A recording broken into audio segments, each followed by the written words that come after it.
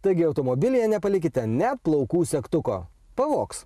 O dabar tęsime reportažo ciklą apie automobilių saugos sistemas. Šiandien kalbėsime apie prisitaikančius žibintus.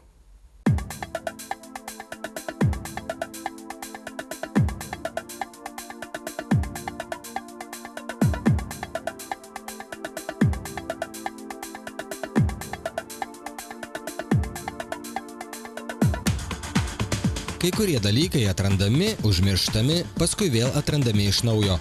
Pavyzdžiui, posūkio kryptimi pasisukantys žibintai. Kadaise juos pradėjo naudoti prancūzai iš Citroën. Tada visi juokėsi, tie keistuoliai prancūzai, jie visą laiką ką nors sumano. Tačiau juokėsi tas, kas juokėsi paskutinis. Šiandien ne viename prabangesnėme modelyje montuojami būtent tokie žibintai. Nesvarbu, ar tas automobilis Prancūzijoje, Japonijoje ar Vokietijoje gaminamas. Adaptyvios šviesos dinamiškai reaguoja į vairo sukius ir keičia apšvietimą. Jos skaičiuoja reikalingą žibintų pasisukimo kampą pagal įvairius rodmenis, tokius kaip važiavimo greitis, vairo ir posūkio kampas. Važiuojant nuo 10 iki 110 km/h greičiu, priekinių žibintų modulis pasisuka iki 15 laipsnių, sekdamas vairo sūkio kampą. Saugumo ekspertai tvirtina, kad tokie žibintai sumažina kelionės tamsoje riziką.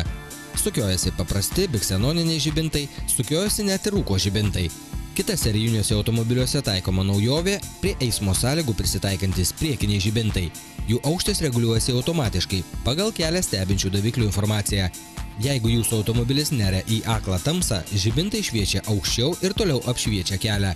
Jeigu priešais jūs atvažiuoja kitas automobilis, žibintai mandagiai nusileidžia žemyn, kad neakintų priešais važiuojančio vairuotojo. Tokie žibintai gali apšviesti nuo 65 iki 300 metrų kelio į priekį. Saugumo ekspertų atlikti bandymai įrodė, kad tokiomis šviesomis pėstieji buvo pastebėti už 265 metrų, tai yra beveik 150 metrų toliau negu važiuodami įprastomis šviesomis. Informaciją žibintams kas 40 milisekundžių teikia priekyje įmontuota kamera.